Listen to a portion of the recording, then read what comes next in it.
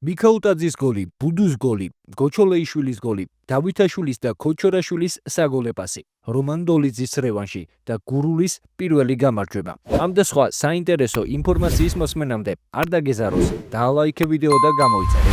დავიწყოთ საფრანგეთიდან, სადაც ყოველთვის მოულოდნელად გიორგი შეუჩერებელი მიქაუტაძემ ევროპა ლიგაზე გატანილი 2 გოლის და 2 საგოლე პასის შემდეგ ლიგა 1-ის 26-ე ტურში ძირითადში ვერ მოხვდა.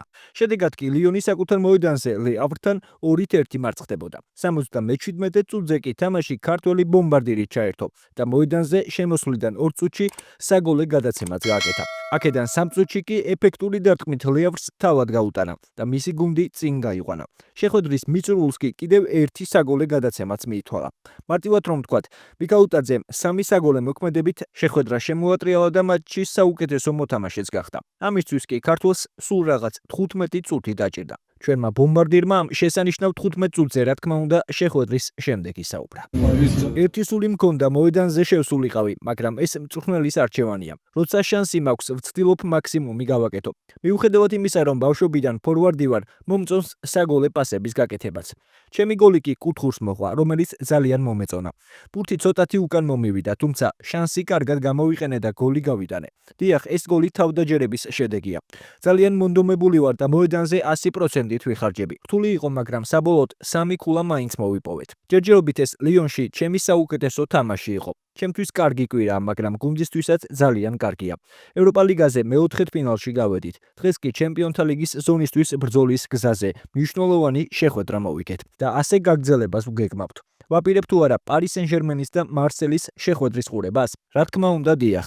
ვისაც ფეხბურთი უყვარს, ამ თამაშს აუცილებლად უყურებს. შეგახსენებთ, რომ გიორგი მიქაუტაძეს საფრანგეთის ლიგა 1-ის მიმდინარე სეზონში 26 შეხვედრაში 7 გოლი აქვს გატანილი და 4ჯერ საგოლე პასი გააკეთა.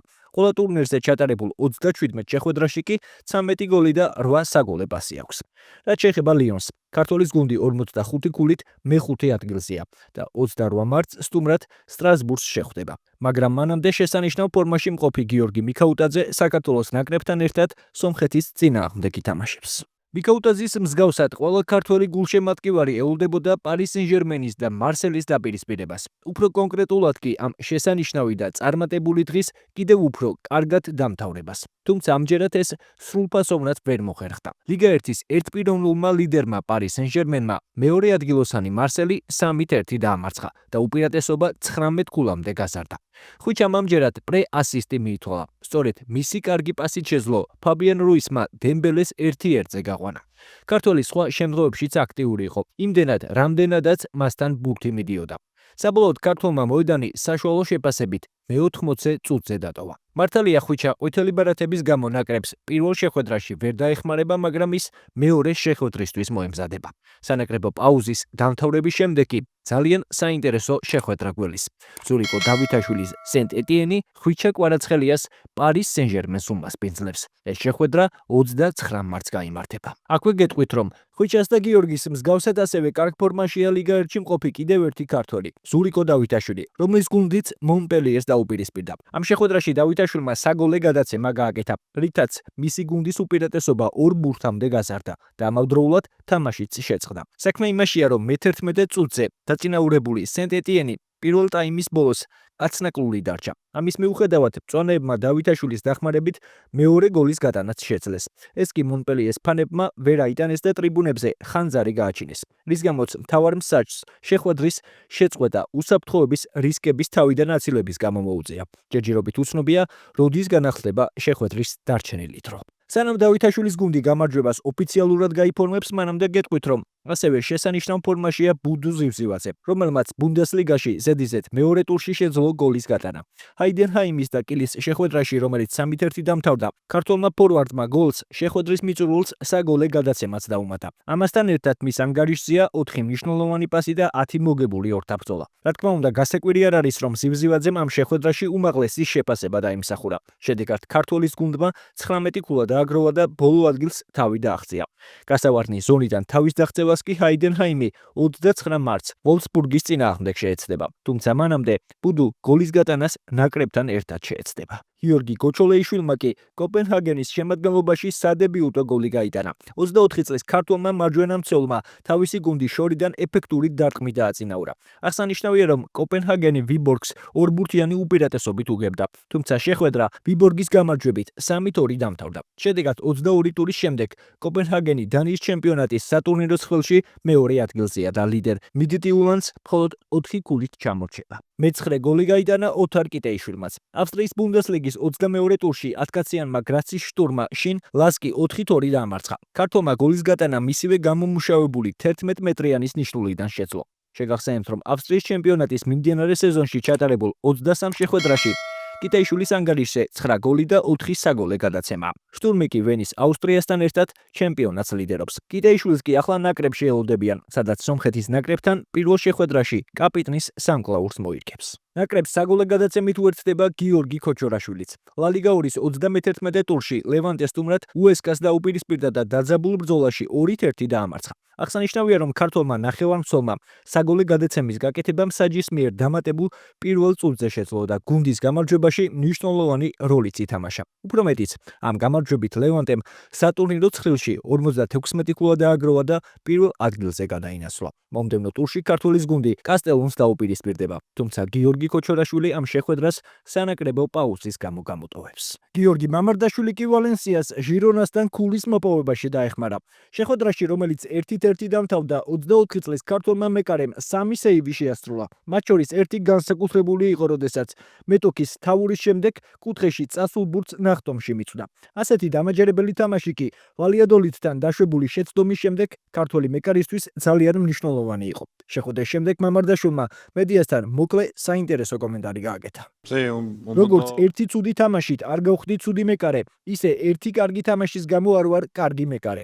თავარია, რომ ყველაფერი კარგად გვაქვს და ასეთივე სულისკვეთებით უნდა გავაგრძელოთ. ყოველ მომენტში ბრძოლაა საჭირო, რათა კონკურენტ უნარიანები ვიყოთ. ყველა ბევრს ვშრომობთ იმისთვის, რომ გავიმარჯვოთ. კარგი პერიოდი გვაქვს. ვიგებთ სახლში და არ ვაგებთ სტუმრად. ახლა წინ პაუზა. უნდა მოვიკრიბოთ ძალები და უფრო ძლიერები დავბრუნდეთ. ვალენსია 28 ქულით სატურნირო ცხრილში მე-16 ადგილზეა და მომდევნო ტურში 30 მარტს მესტალიაზე მალიორკას დაუპირისპირდება. თუმცა მანამდე გიორგი მამარდაშვილი საქართველოს ეროვნულ ნაკრებში კარს სომხეთთან შეხვედრაში დაიცავს. საქართველოს მორაგბეთა ეროვნული ნაკრები კი რაგბი ევროპის ჩემპიონატის გამარჯვებულია. ბორჭყალოსნებმა მიხეილ მესხის სტადიონზე გამართულ ფინალში ესპანეთი 46-28 დაამარცხეს და ჩემპიონატი ზედიზედ მერვედ მოიგეს. ჯამში კი ეს ტიტული რიგით მე-17 იყო. მიუხედავად იმისა, რომ ჩვენმა ბიჭებმა პირველი ტაიმი ცუდად დაიწყეს, მაინც ყველაფერი ჩვენს სასარგებლოდ დამთავრდა. მეორე ტაიმი ჩვენმა ნაკრებმა აქტიურად დაიწყო, რასაც ხუთილელო და ლოგიკური ჩემპიონობაც მოჰყვა. შეხვედრის საუკეთესო მორაგბეთ ვანო კარკაძე დაასახელეს, რომელმაც ჰეთ-ტრიკი შეასრულა. დღევანდელი შეხვედრა ასევე გამორჩეული იყო აკაკი ტაბუცაძისთვისაც, რომელსაც 50 ლელო დაუგროვდა და მსოფლიოს მელელოვეთა რეიტინგის ტოპ 6-ში შევიდა. წარმატებები ვუსურვოთ რიჩარდ კოკერელის გუნდს, რომელმაც 2027 წლის მსოფლიოს თასის საგზურიც მოიპოვა. ახლა კი UFC და რომან დოლიძე, რომელმაც 2 წლის შემდეგ რევანში აიღო და მარვინ ვეტორი დაამარცხა. 5 რაუნდიან ბრძოლაში ქართველი მებრძოლი დომინანტი იყო და შესაბამისად გამარჯვება მსაჯების ერთსულოვანი გადაწყვეტილებით დამსახურებულად მოიპოვა. დოლიძეს მე-9 გამარჯვების დროს კუთხეში UFC-ს მოქმედი ჩემპიონი მერაბ დვალიშვილიც იყო, რომელიც ქართველ მებრძოლს ამხნევებდა და რაუნდებს შორის რჩევებს აძლევდა. რევანშის აღების შემდეგ დოლიძემ 2 ყოფილი ჩემპიონი უიტეკერი და ადესანია გამოიწვია. ჩემი ბრძოლის გეგმა საკუთარი ბრაზის კონტროლში გამოიხატებოდა. ახლა მზად ვარ დივიზიონის ტოპ 5 მებრძოლიდან ნებისმიერს დაუპირისპირდე. დიდად არ მადარდებს რომელი იქნება, მაგრამ მათთან ბრძოლა უიტეკერსთან და ადესანიასთან უფრო რეალური მგონია, რადგან ორივე დამარცხდა. უბრალოდ ბრძოლის დღე მითხარით. მეტი არაფერი. მე შემიძლია 5 დღეში ვიბრძოლო. ცოტა დრო მინდა რომ წონას მივხედო. ჩემი ოპონენტები ამბობენ, რომ ჩვენ ნამდვილ ომს გავმართავთ. მისმინეთ, ამ ხალხს ომი არ უნახავს. მე კი არაერთი ომი გამოვცადე. 90-იან წლებში, როცა დავიბადე, ჩემს ქვეყანაში ომი იყო. ასევე 2008 წლის ომი, რუსეთ-საქართველოს ომი, 2014 წელს უკრაინაში, 2022 წელს უკრაინაში. ბევრი ცუდი რამ ვნახე. მათ არ იციან რა არის ომი. როცა ომს ახსენებენ, თვალებში ვუყურებ და სერიოზულად გამოიყურებიან. მათ ასეთ გამომეტყველებაზე ვხვდები, რომ ომზე წარმოდგენა არ აქვთ. თუ მათ ომი მართლა აინტერესებთ, შემიძლია წავიყვანო და ნამდვილი ომი ვანახოთ. მე ვარ ადამიანი, რომელსაც ორი განსხვავებული მხარე აქვს. ბიზნესი მაქვს, მუშაობ ხალხთან, ჭირდება სიმშვიდი შენარჩუნება, მაგრამ ჩემში ორ ადამიანს ძინავს. გადარეულს და შვიდს. ოქტაგონზე სასტიკი ადამიანი იმიტომ ვარ, რომ მათ ჩემი დაზიანება სურთ და ვცდილობ ისინი მეც დავაზიანო, მაგრამ ეს სპორტს არ ცდება. სპორტის მიღმა მათ მტრებად არ ახვიქვამთ. შეგახსენებთ, რომ ეს იყო რომან დოლიძის მე-12 ბრძოლა UFC-ში და მან მე-9 გამარჯვება იზეიმა. დაახლოებით წესით მისი მეტოქე უკვე წონის ტოპ 5 მებრძოლიდან უნდა შეარჩიერ. დღევანდელ დღემდე დოლიძე მე-12 პოზიციაზე იყო, ხოლო ამ გამარჯვების შემდეგ ქართველი ტოპ 10-ში შევა. თქვენ ვის ისურვებდით რომანის შემდეგ მეტოქეთ? დაწერეთ თქვენი აზრი კომენტარებში. ლაშა გურულმა კი პროფესიონალურ კრივში პირველი ბრძოლა ჩაატარა და პირველი გამარჯვებაც მოიპოვა. აღსანიშნავია, რომ ქართველის მეტოქე დაუმარცხებელი განელი ბერნად აბეი იყო, რომელსაც კარიერაში 6-დან 6 ბრძოლა ჰქონდა მოგებული. რუსთავში გამართული დაპირისპირება კი 6 რაუნდს გაგრძელდა და გურულმა გამარჯვება მსაჯების ერთსულოვანი გადაწყვეტილებით მოიპოვა. ქართველმა მოკრივემ, რომლის უპირატესობაც ბოლო რაუნდში საგზომლად გაიზარდა, გამარჯვების შემდეგ გულშემატკივრებს მიმართა. დღეს ბრძოლა მეტოქეთან კი არა, საკუთარ თავთან უფრო მეტად ჰქონდა, რადგან თქვენს წინაშე ვიყავი. ჩემი საყვარელი ხალხის, ჩემი ქვეყნის წინაშე ვიყავი და თან დებიუტი. თავს რა თქმა უნდა არ ვიმართლებ, დღეს დავინახე კიდე ბევრი შეცდომები და ვიცი როგორ უნდა გამოვასწოროთ. დღეს ესე ვთქვათ, პროფესიონალურ კრივში მოვინათლე. ჩვენ გვაქვს დიდი გზა, დიდი გეგმები და მომავალში ბევრად ძლიერი და უფრო ნაკლები შეცდომი დავბრუნდები. შეგახსენებთ, რომ 28 წლის ლაშა გურულმა 2024 წლის ზაფხულში პარიზის ოლიმპიადაზე კრივში ბრინჯაოს მედალი მოიპოვა, რის შემდეგაც პროფესიონალურ კრივში ასპარეზობის გადაწყვეტილება მიიღო. წარმატებები ვუსურვოთ ლაშას პროფესიონალურ კრივში. ახლა კი NBA და სანდრო მამუკელაშვილის სან ანტონიო, რომელმაც ნიუ ორლეანს უმასპინძლა და უმძიმეს ბრძოლაში 119-115 დამარცხდა. ქართულმა პარკეტზე 11 წუთი და 54 წამი გაატარა. და ამ პერიოდში 10 ქულა, 7 მოხსნა და 1 შედეგიანი გადაცემა დააგროვა. 66 შეხვედრის შემდეგ ქართველის გუნდი დასავლეთ კონფერენციაში მე-12 ადგილზეა და პლეინის ზონამდე 5 მოკვება აშორებს. გოგა ბიტაძის ორლანდო მეჯიკმა კი სტუმრად კლივლენდი დაძაბულ ბრძოლაში 108-103 დაამარცხა. სამწუხაროდ წინა შეხვედრის მსგავსად გოგა ბიტაძეს მცირე სათამაშო დრო მიეცა. 25 წლის ქართველმა მხოლოდ 6 წუთი მიიღო, რა დროშიც 3 ქულა, 1 პასი და 1 დაფარება დააგროვა. 32 მოგებითა და 37 წაგებით ორლანდო აღმოსავლეთ კონფერენციის სატურნირო ცხრილში მერვე ადგილზეა და მომდევნო შეხვედრას ჰიუსტონ როკეტსთან გამართავს. გიორგი შერმადინმა კი ლიგა ენდესას 23 ტურში ბილბაოს 21 ქულა ჩაუგდო. მის ანგარიშია 9 მოხსნაც. შედეგად ტენერიფემ შეხვედრა 75-65 მოიგო და სეზონში მე-18 გამარჯვება იზეიმა. აღსანიშნავია ისიც, რომ ქართველმა ლიგა ენდესაში კარიერაში საიუბილეო მე-1000 მოხსნა შეასრულა და შეხვედრის MVP-ც გახდა. გიორგი შერმადინის გუნდი 36 ქულით მეორე ადგილზეა და მხოლოდ მადრიდის რეალს ჩამორჩება. ტენერიფემ მომდევნო ტურში საკუთარ არენაზე ანდორას დაუპირისპირდება. საქართველოს ხელბურთელთა ნაკრებმა კი მორიგი ისტორიული გამარჯვება მოიპოვა. ევროპის 2026 წლის ჩემპიონატის საკვალიფიკაციო ეტაპის მეოთხე ტურში ტიტე კალანდაძის მომზადებულმა გუნდმა ბოსნიელების სტუმრად 22-20 დაამარცხეს, რითაც კონტინენტის პირველობის საგზური ფაქტობრივად გაინახდეს. შესარჩევი ეტაპის ბოლო ორ შეხვედრას ჩვენი ნაკრები მაისში თბილისში ბერძნებთან და რეიკიავიკში ისლანდიელებთან გამართავს. ბოლოს თუ მოგეწონა ვიდეო, დაალაიქე, გამოიწერე არხი და ჩართეს არის ხილაკი, რომ არ გამოგჩეს შემდგომი საინტერესო სიახლეები.